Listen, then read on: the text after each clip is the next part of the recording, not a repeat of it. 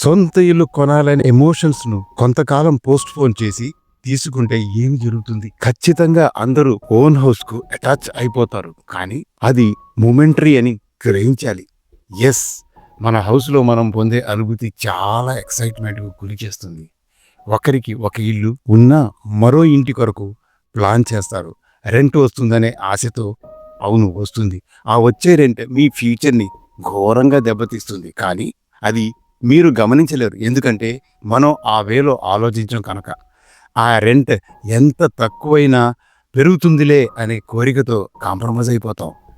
ఆ అటాచ్మెంట్కి, ఆ రెంట్కి మీరు పే చేసే పెనాల్టీ మోర్ దాన్ 10 crores. ఇది ఎలాగా అని తెలుసుకోవాలంటే వీడియో పూర్తిగా చూడండి. నిజాన్ని తెలుసుకోవాలనే కుతూహలంతో చూడండి. చాలామంది తల్లిదండ్రులు తమ బిడ్డలు ఎంత త్వరగా ఇల్లు కొంటే అంత గర్వంగా ఫీల్ అవుతారు. వారి పిల్లలు సొసైటీలో చాలా సక్సెస్ అయ్యారు అని చెప్పుకుంటారు. ఏ పిల్లలైనా కొనకపోతే లేదా కొనడంలో వెనకపడితే అస్సలు కొనే వరకు ఊరుకోరు. దానికి అనేక కారణాలుంటాయి. మొదటిది, వారికి తెలిసిన మంచి పెట్టుబడి. అవును, మరి వారికి ఉన్న అవగాహన మేరకు అడ్వైస్ చేస్తారు. రెండవది, మనీ వేస్ట్ చేసి ఏదైనా దురలవాట్లకు దగ్గరవుతారేమోననే భయం. మూడవది, తన లవ్డ్ వన్ చిన్న వయసులోనే హౌస్ కొన్నాడని చెప్పుకోవాలనే తాపత్రయం. ఇన్ని ఇంకా ఇంకా ఇంకా ఎన్నో. కానీ వారి ఈ చిరు ఆనందాలతో వారి పిల్లలు జరిగే డ్యామేజ్ అసెస్ చేయలేరు. తెలిసిన తనకు తాను సర్దుకుని కాంప్రమైజ్ అయిపోతారు. పిల్లల గురించి పేరెంట్స్ కంటే ఎక్కువ కన్సర్న్ కలిగి ఉన్న వారెవ్వరూ ఉండరు. అయినా ఇల్లు ఇప్పించి అవసరమైతే మార్జిన్ కూడా ప్రొవైడ్ చేసి పిల్లలకు జీవితాంతం ఈఎంఐ అనే ఊబిలోకి నెడతారు.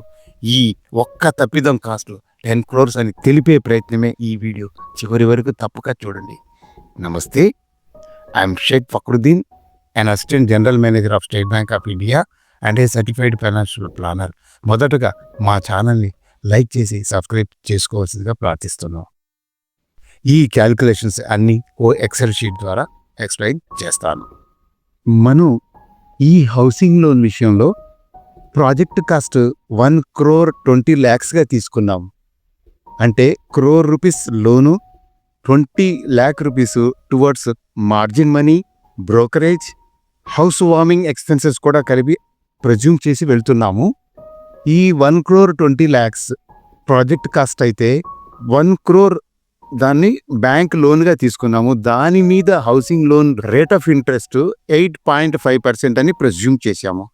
రీపేమెంట్ షెడ్యూలు 30 years తీసుకున్నాము, అంటే 360 months. దాని మీద ఈఎంఐ 76,891 rupees అవుతుంది. దాన్ని అదే ఇంటిని మీరు రెంట్కి ఇస్తే, లెట్ అవుట్ చేస్తే యూ విల్ గెట్ 25,000. ఆర్ మీరే ఉంటే మీరు సేవ్ చేసే అమౌంట్ 25,000గా ప్రజ్యూమ్ చేశాము.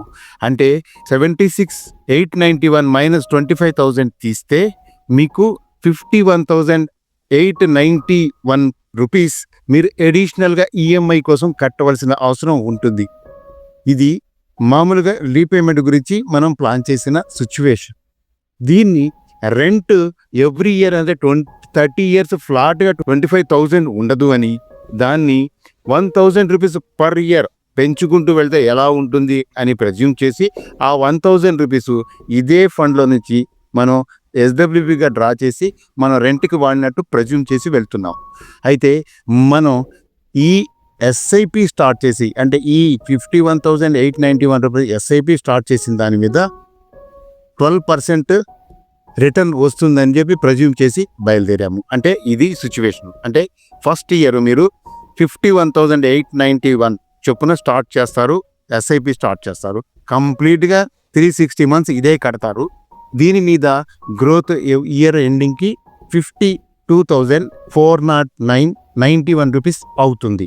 ఇలా మనం ఎవ్రీ ఇయర్ ఎవ్రీ మంత్ ఈ అమౌంట్ కట్టుకుంటూ వెళ్తుంటే ఇది నెక్స్ట్ మంత్కి ఇనీషియల్ అమౌంట్ అవుతుంది. దీని మీద నెక్స్ట్ మంత్ మనం ఎస్ఐపి కడతాము.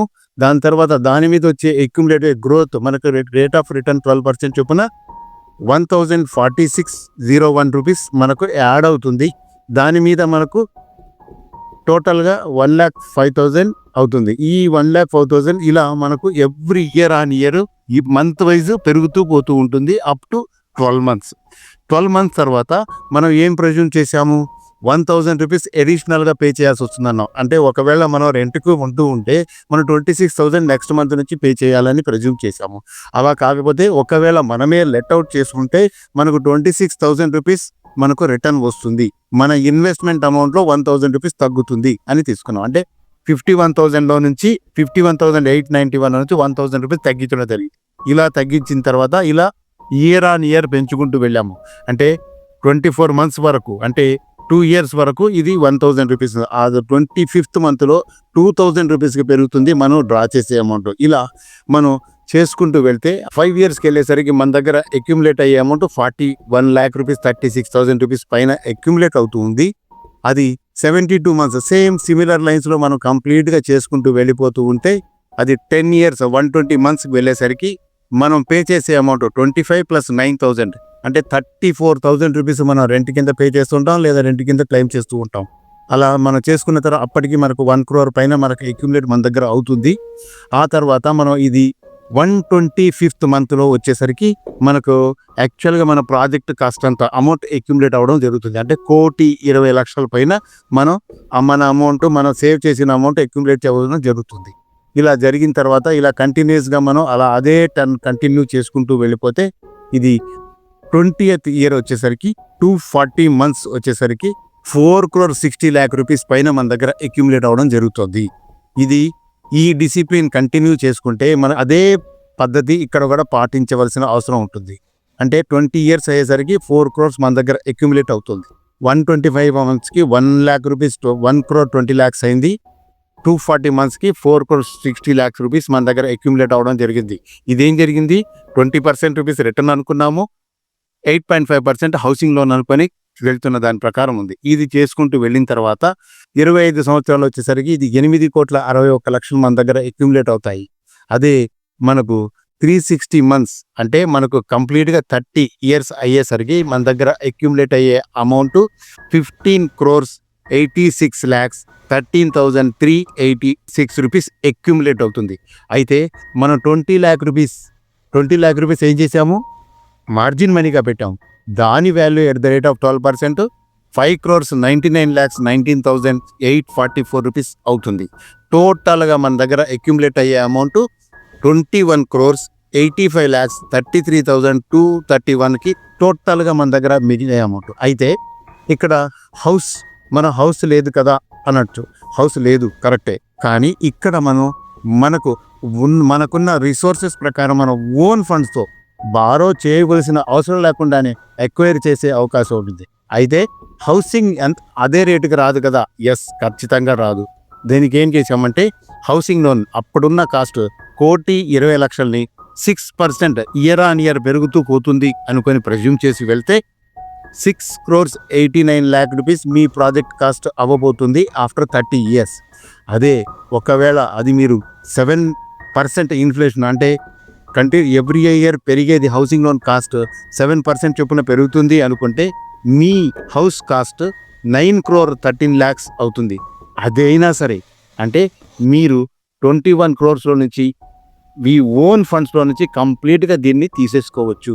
మీరు కొత్త హౌస్ అంటే 30 years ఓన్డ్ హౌస్లోకి వెళ్ళవలసిన అవసరం లేదు. సపోజ్ మీ ఏ ఎర్నింగ్ మెంబరో అనుకోండి, ఎక్కడో ఉద్యోగాలు ఇచ్చే అటు ఇటు తిరిగేటప్పుడు మీ సొంత ఇల్లు కంప్లీట్గా 30 years పాటు అద్దెకే ఇస్తారు. అలా కాకుండా 30 years తర్వాత వచ్చి ఆ ఇంట్లో చేరవలసిన అవసరం లేకుండా కొత్త ఇంట్లో చేరే అవకాశం ఉంటుంది. అది 9 crores పెట్టి కొనుక్కుంటే మీ దగ్గర మిగిలే అమౌంట్ అంటే 21,85 lakhs నుంచి 9,13 తీసేస్తే మీకు మిగిలే అమౌంట్ 12,31 lakh రూపీస్ మీ దగ్గర మిగులుతాయి. అంటే ఈ అమౌంట్ మీకు రిటైర్మెంట్ ఫండ్గా వాడుకోవడానికి అవకాశం ఉంటుంది. అదే కనుక 6% చొప్పున మీ ఇన్ఫ్లేషన్ సరిపోతుంది, కాస్ట్ ఆఫ్ కన్స్ట్రక్షన్ పెరుగుతుంది అనుకుంటే మీ దగ్గర దాదాపుగా 15 crores రూపాయలు పెరుగుతాయి, మిగులుతాయి అనుకొని ఇందులో క్లియర్గా తెలియచేయడం జరిగింది. ఓకే, దీన్ని కొంతమంది ఏం చెప్తారంటే 1,000 రూపీస్ సరిపోకపోవచ్చు అంటారు. ఓకే, దాన్ని కూడా అలాగే తీసుకొని చేయడం జరిగింది.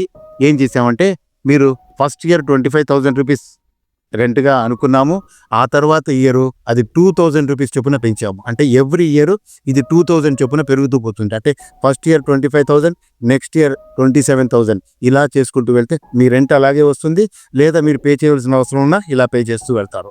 ఇలా చేస్తూ వెళ్తే మీరు కంటిన్యూస్గా అలాగే అదే అమౌంట్, అంటే ఇది SWP ద్వారా ఇదే ఫండ్ నుంచి డ్రా చేసాము.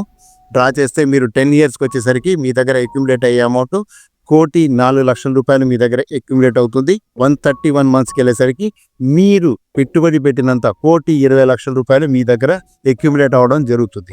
అదే విధంగా కంటిన్యూ చేసుకుంటూ వెళ్తే, అంటే ఇయర్ ఆన్ ఇయర్ 2000 రెగ్యులర్గా పెంచుకుంటూ వెళ్తే మీరు కంప్లీట్గా 360 మంత్స్ వచ్చేసరికి మీరు టోటల్గా రెంట్ పే చేసేది ఎంతో తెలుసా? 58,000 ప్లస్ 25,000 అంటే 83,000 రెంట్లో మీరు ఉంటూ ఉంటారు ఎట్ యువర్ 30th ఇయర్. అంటే ఇక్కడ ఇలా చేసిన తర్వాత కూడా మీ దగ్గర అక్యుములేట్ అయ్యే అమౌంట్ 13,40,00,000 56,017 రూపీస్ అక్యుములేట్ అవుతుంది. ఆ మార్జిన్ మామూలే 5,99,19,000 ప్లస్ అవుతుంది. టోటల్గా మీ దగ్గర అక్యుములేట్ అయ్యే అమౌంట్ 19,39,00,000 రూపీస్ అక్యుములేట్ అయ్యింది. దీంట్లో నుంచి మీరు 6% ఇన్ఫ్లేషన్ చొప్పున 6,89,000 చొప్పున మీరు 6,89,00,000 రూపీస్ తీసి ఇల్లు కొనుక్కోవచ్చు. ఒకవేళ 7% అయితే 9,13,00,000 పెట్టి కొనుక్కోవచ్చు. ఇలా కొనుక్కున్న తర్వాత కూడా మీ దగ్గర 6% అయితే 12,50,00,000 మిగులుతుంది. అదే 7% అయితే 10,25,00,000 మిగులుతుంది. ఈ అమౌంట్ మొత్తం మీకు అనువుగా ఉండే మీకు అవసరమైన రిటైర్మెంట్ ఫండ్గా వాడుకోవడానికి బ్రహ్మాండంగా పనికొస్తుంది అనేది మర్చిపోకూడదు. ఇదే విషయాన్ని ఇంకొక రకంగా కూడా తెలియచేయడానికి ప్రయత్నించాను. ఇదేంటంటే యాక్చువల్గా ఏం చేశానంటే ఇదే పద్ధతిని మీకు కంప్లీట్గా తెలియదు కాబట్టి చూస్తారని చెప్పేసి నేను 5 ఇయర్స్ కండెన్స్ చేయడం జరిగింది. ఫస్ట్ ఇయర్ మాత్రమే నేను చేశాను. తర్వాత 12 మంత్స్, 24 మంత్స్, 36 మంత్స్ అంటే ఇయర్ ఆన్ ఇయర్ ఎంత అవుతుంది అనేది మీకు అక్యుములేటెడ్ ఎలా చేసుకుంటూ వచ్చారు అనేది ఇక్కడ షార్ట్ చేశాను, కండెన్స్ చేశాను. ఎవ్రీ 11 మంత్స్ నేను హైడ్ చేశాను. అదే ఎక్సెల్ షీట్ని హైడ్ చేస్తూ వచ్చిన రిజల్ట్ ఇది. అంటే షార్ట్ టైంలో మీకు చూపించే వీలుంటుంది అని చెప్పేసి ఇలా చేశాను. దీంట్లో అంటే పాత అంటే @1,000 రూపీస్ పెరుగుతూ పోతే వచ్చే దాని మీద 15,86,00,000 రూపీస్ అదే మార్జిన్గా మీరు 5,99,00,000 రూపీస్ ఇలా చేసుకున్న తర్వాత మీ దగ్గర మిగిలే అమౌంట్ 12,71,00,000 రూపీస్ మీకు 7% అయితే మిగులుతుంది అనేది గమనించుకుంటే, ఇది ఒక్కసారి ఎక్సెల్ షీట్ రూపంలో కంప్లీట్గా ఇది ఎవ్రీ ఇయర్ ఆన్ ఇయర్ ఎంత అయిందని 30 ఇయర్స్ తర్వాత చూపించారు. ఇదే షీటు మళ్ళీ 2,000 చొప్పున కూడా క్యాలిక్యులేట్ చేసి చూపించాను. ఇది 131 మంత్స్కి 1 crore మీ అక్యుములేట్ అవుతుంది. ఆ తర్వాత మీ రిటైర్మెంట్కి వచ్చేసరికి 13,40,00,000 రూపీస్ వరకు మీ పెట్టుబడి ఎగబాగుతుంది అనేది గమనించుకోండి. ఎట్టి పరిస్థితుల్లో మీరు రిటైర్మెంట్ గురించి వెతుక్కోవలసిన అవసరం లేకుండా చాలా వరకు కంట్రిబ్యూట్ చేసే వెసులుబాటు మీ హౌస్ పోస్ట్ పోన్ చేయడం వల్ల కుదురుతుంది. అది మీ చేతుల్లోనే ఉంది అని గమనించుకుంటే మీరు ఫైనాన్షియల్ ప్లానింగ్కి పెద్ద నాలెడ్జో ఏదో అక్కర్లేదు. జస్ట్ మీరు డిసిప్లిన్ మీరు ఫాలో అయ్యే పద్ధతులే మిమ్మల్ని రిచ్ చేస్తాయి అని గమనించుకోండి. చూశారు కదా, ఎవరు 30 ఇయర్స్ క్రితం కట్టిన హౌస్లో ఉండడానికి ఇష్టపడరు. కావాలంటే మీ చుట్టూ ఉన్న పరిస్థితులు గమనించండి.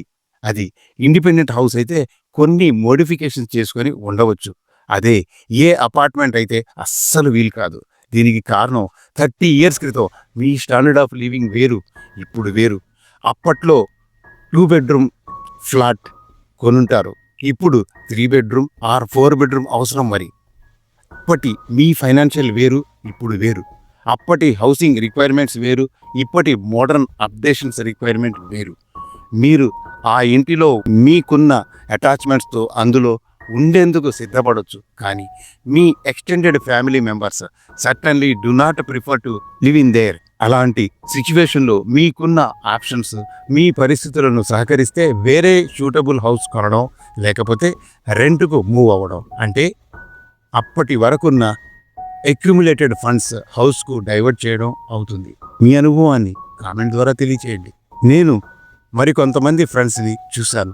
వారు జీవితాంతం 1-2 హౌసెస్ ఎక్వైర్ చేసి ఇన్కమ్ ఎర్నింగ్ ఫేజ్ అంతా ఈఎంఐ రీపేమెంట్స్తోనే గడిపి రిటైర్మెంట్ బెనిఫిట్స్ పెట్టి మరో హౌసింగ్ లోన్ కూడా తీసుకుని మోడర్న్ అండ్ లేటెస్ట్ హౌస్ కొన్నారు. పెన్షన్ నుండి కూడా ఈఎంఐ పోవాల్సిందే. ఒక్కసారి ఆలోచించండి. నేను ఇక్కడ కోట్ చేస్తున్న జనరేషన్ శాండ్విచ్ జనరేషన్. అంటే మా కాంటెంపరీస్. మనం పెద్దల ప్రెషర్ బేర్ చేశాము. చిల్డ్రన్ ఏమైపోతారో, ఇబ్బంది పడతారేమో అనే భయంతో కాంప్రమైజ్ అవుతున్నాం. జీవితాంతం నలగడమేనా? Can't we live free life? I'm sure మీరు మీ పిల్లలను ప్రయోజకులు చేసి ఉంటారు. Let them live their own life. Your support is not essential for them. తక్కువ ఇంట్రెస్ట్కు వస్తుందనే భ్రమలో ఏమి కోల్పోతున్నారో తెలుసుకోండి. Live your free life. ఎవరిని నొప్పించడం మా అభిమతం కాదు. వాస్తవాలు ముందు పెట్టే చిరు ప్రయత్నమే. మా ఛానల్ని తప్పక సబ్స్క్రైబ్ చేసుకోండి. ఈ వీడియో పైన మీ అడ్వైజెస్, కామెంట్స్ కొరకు వేచి చూస్తాను. Thanks for your precious time. జై హింద్, జై భారత్.